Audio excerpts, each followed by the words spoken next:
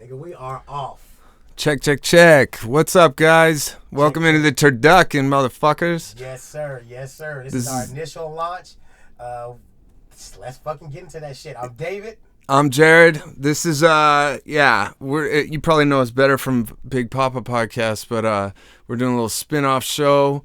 This is really a test run because it's pirate radio status. We're trying to fuck with these new mics, and we don't have a mixer board, so we'll see how all this plays out. But let's get right into it, dude.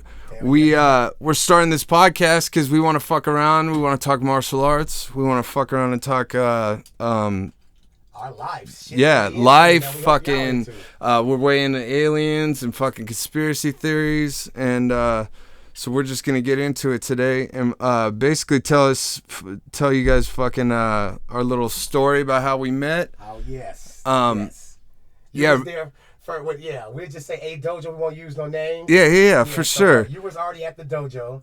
Well, let me get into how martial arts kind of saved my life. I got divorced and then just going through a lot of shit and decided to, on a whim, I went to Hesperia Days and they had the booth there.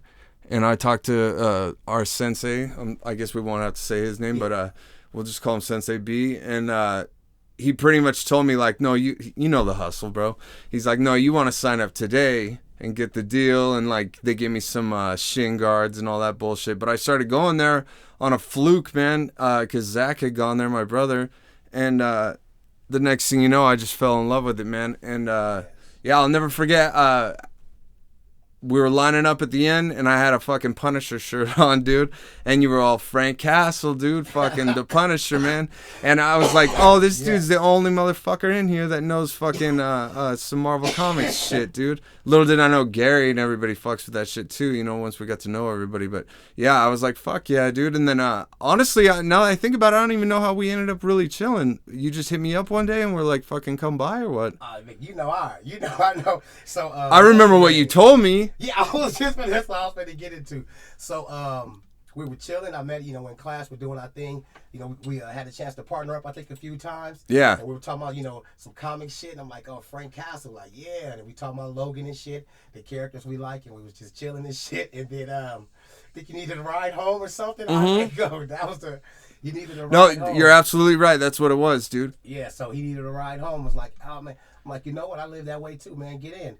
So we get to the gas station. Yep. And after we leave to the gas station, you get ready to lie. You say, hey, excuse me. Hope you don't mind if I smoke in your car. Yeah. And then I looked at you because what you guys don't understand is anybody that's been a member of a dojo, we're on some real respectful type shit up in there. Is yes, sir, no, sir, and all dojos command respect, and we give that in there. Yeah, so, I say we give 50% of ourselves in there who we really are, dude. You know what I mean? Because over there we don't curse. Yes. You don't really get into like talking about fucking or dicks or pussies or any of that shit, dude. You know what I mean? All respect all the time. And then as soon as we got in the parking lot, dude, say what you said, dog. So we get to the parking lot, and he's like, oh, man, do you mind if I smoke in your car? And yeah, because that was a taboo, too, like smoking cigarettes. But I'd outrun everybody. We'd run the hill. Hell yeah. Everybody's like, oh, you smoke? So when he said, sir, hope you don't mind if I smoke in your car. I took one look at him. I said, "This is the real me, nigga." Yeah. What you doing in this car? Yo, no. The best thing you literally said, "Hold up." You're all look at me for a second. You're all, "This is the real me, nigga." I don't give a fuck what you do, dude. I'm like, yeah, nigga, fuck what you do. And I also think I had I was having shoulder problems or something, and that was how we got cool before even you give me a ride home. I said something to you about my shoulder was bumping, and you were like, oh, my old lady probably has a Norco she can give you. Come to that. And I literally went out to the parking lot, and she hooked me up, and then, something happened where you were like, yeah, I'll give you a ride home. And then I literally remember, I think the first time I came over here, we were fucking around watching just like martial arts fucking shit, and then we watched IP Man. Hey, and I remember what fucked you up, too. I had the origins of Wolverine. I had the Old Man Logan book that my homeboy gave me. Yep. Shout out to my homeboy Justin B. He could be on here one day because the nigga got me deep into the Wolverine shit. And when you seen that book, you said, dude. I said, I'm going to tell you right now, I can't take full credit. That is my shit. My homeboy gave me that as a gift because he knew I'd go crazy for it. And you like, nigga, wait, hold up. And yeah. Like, that's my shit right there. And then after that, Nigga, I think we watched, nigga, IP, man. Yeah, I would come over like on Friday nights, and we would just watch fucking old martial arts movies, dude. And like I hadn't done that since I had a homie named Frank, and we used to fucking watch. Oh, that was something else you fuck with was fucking Lone Wolf and Cub, dude. Oh man. See, and what's the first one really called though? See, Shogun Assassin. There, yeah. The Shogun's Assassin. So I think that was the first one we watched, and I was like, this motherfucker knows Lone Wolf and Cub, because we were obsessed with that when I was a kid. Yes. Fucking that dude had the cart, and we said it was the fucking, well, I don't know if he's Chinese or Japanese or what, but we're like, it's the Japanese Batmobile, dude. Because that full fucking, he'd have his kid in the little cart, and it would like shoot blades out and all kinds of shit, dude. Those movies are cold, bro. Remember when they showed that shit on Kill Bill 2? When she was putting her daughter to bed, and her daughter was watching Shogun's Assassin? No, I don't. Let me tell you. Is that on number 2? Well, obviously, because they showed she had a kid on number 2, right? I swear to God, I cried on that part, on my mama. I cried during that part because... I don't know if you want to hit that table. I think it's picking it up. Oh, yes, sir. My bad. Because my brother, I had fell off my bunk bed, and I had fucked my jaw up. And I had like a baseball game or t-ball game the next morning. So my brother put me in the bed with him, and Shogun's Assassin was on. And instead of me just going to sleep, he just talked me through it. While I was in fucking some serious pain as a child, he talked me through the movie. Oh, see, look, this is songs, that's this, that, that's this and that. So whenever I see that movie, I think of him, right? I'm watching Kill Bill 2, and at this time, this was months before my brother passed away, but he was slowly dying. I could see it that he was sick. And when that part in the movie came on, her laying in bed with her daughter watching that movie, I'm sitting there fucking bawling. And I told my woman afterwards, I said, that fucking scene right there killed me. Because my brother showed me that shit when I was a little dude. That fucked me up. And what's the first one about, anyways? What, Shogun's Assassin? Yeah, because why were they Lone Wolf and Cub after that? See, when you start calling them Lone Wolf and Cub, see, because that's that's how we knew them. Like, I could have swore, because my buddy went and ordered like all of them. There's like 6 or 7 of them, dude. I just know. And that was back when you couldn't get shit on like the Fire Stick and stuff. We literally went to like Barnes and Noble and had them order these fucking back ass fucking DVDs from somewhere, dude. And they took like 4 weeks to come. And then when we got them, we just watched all of them straight through, dude. They're fucking dope. And then we even had like these comics. They did it was like Lone Wolf and Cub 2100 or whatever, 2100. It was like set in the future and shit. The drawings were all sick, like the old fucking Japanese paintings and shit. And I hope y'all hear this white man Mike just selling on mines. I thought I had some good shit. This nigga Mike is selling on mines. Yeah, I think it picks up a little too good, man, because you can hear fucking everything I do, man. I'm gonna have to get somebody to fix my vocals. This nigga Mike is selling on It's kind of funny, dude. I'm a little nervous because when we do it with Stan, you just feel like it's all good because he takes the fucking reins. That dude's a good host or whatever, you know what I mean? We're not even a few minutes into it, and I'm saying, I'm thinking, man, that nigga Stan, when we on air, it just flows. Yeah, it's so stupid, right? It's stupid we'd even be nervous because all we're doing is talking, dude. But all of a sudden you feel a little bit of pressure, dude. It's kind of fucking nerve-wracking a little bit, dude. You know what dances in my head every time I record?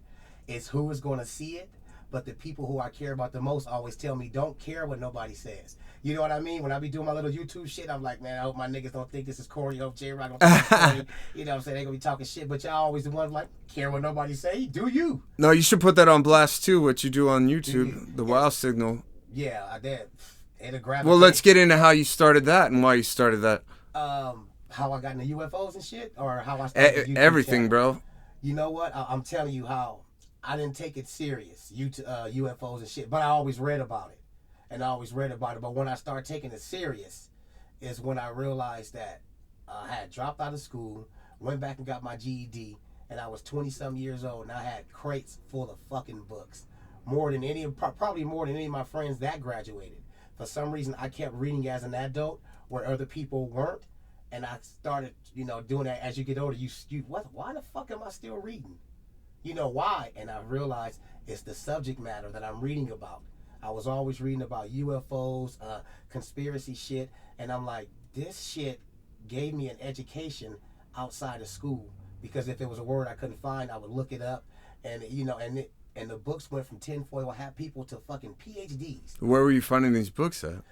Secondhand store. My mom was a secondhand store person. It was embarrassing growing up. I hated going to secondhand stores. We was poor as fuck.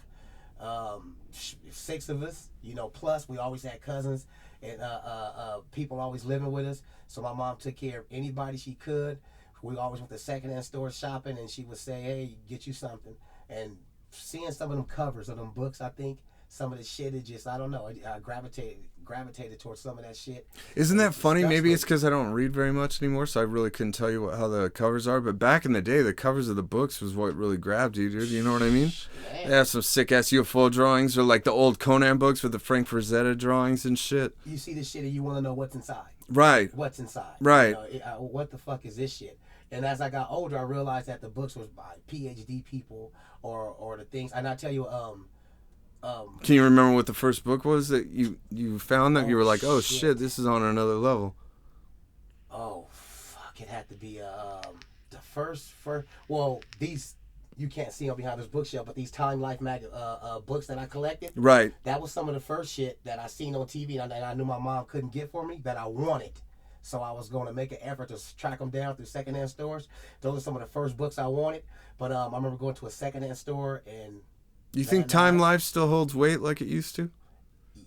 Kind of. It's really weird how I look at all those things that I used to find credible sources, and I'm like, that's kind of bullshit I now. think they used to be a credible source, but magazines and news is a dying media. Right. And I think that's why it doesn't, I don't know, it's not kicking like that.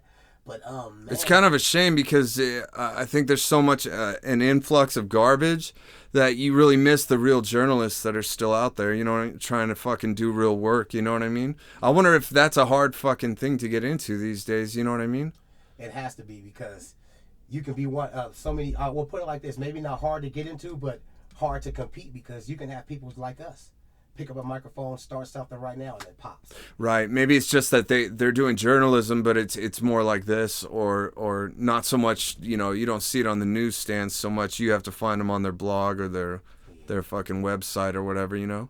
Heck yeah, I think I can't remember what I was, but I tell you, speaking of journalists, Leslie Keene was one of the first, not one of the first, but she blew me away as a journalist with her UFO work and the stuff she did.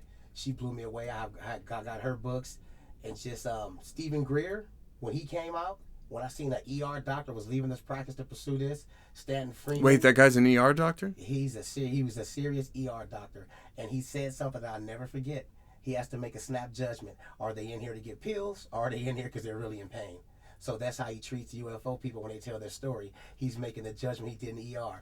Are you here to get pills, or is there really blood in your urine? What the fuck? And I'm like, I like that point of view. So I like the Stephen Greer. So what's his thing now? You know, He's just all about UFOs and disclosure? Or? Yeah, Stephen Greer is all about disclosure, 0 point energy, the CE5, what's the name? Where, you know, he sets up contacts and stuff. And him and Tom DeLonge were beating the same drum for a while, but they split off and it got all weird and shit. But yeah. Let's speak on that for a second. So for everybody that doesn't know, which you won't, David is sick into Tom DeLonge's books, but not because, well, let's say this too. He and I have these huge conversations about Tom DeLonge and if he's helping or hurting, because I feel like everybody looks at him like, oh, you're the dude from Blink-182. Joe Rogan, you know, like they all kind of fucking shit on him. But from what you've said, and you're somebody that, if I want to talk UFOs or any of that shit, you do research all the time. For you guys that don't know, fucking David watches videos to where I'm like, all right, let's turn this shit off, dog. Like, this shit is fucking boring, dude. Who was it you put on the other day? And I was like, dude, this dude is so monotone. I can't fucking take it. And you're like, I love this shit, dude. Yes, AP Alien Protocol. You said he's monotone, but what it is that he was dropping jewels. All the info coming out of his mouth and vocabulary words I never heard of. I wanted to look up and shit. That's the shit right there. When they be dropping them jewels and shit, and sometimes the most boring people, or the most boring, not people, but the things that people consider boring, are filled with the most information. Like Dr. Robert Woods, he's probably not going to shock. You know, he's not flashy at all. But him and his son Ryan, for substance, shit, they got some substance. See, I have no idea who that is, dude. Man, they got some. That was some night. So I was listening to your Wow Signal today, which, if you guys don't know, which you probably don't, David has a YouTube channel called the Wow Signal, right? 75? Yeah, the Wow Signal 75. And he does just these little 15-minute, 20-minute videos about, you know, aliens, or like he speaking to Tom DeLonge, did some stuff on his book and stuff. But yeah, he'll I was listening to it today, and I was like, dude, this dude has a photographic fucking memory. I hear shit, and it goes in one ear and out the fucking other, dude. So I was gonna give you kudos, but I waited till we got on here, man, because I was like.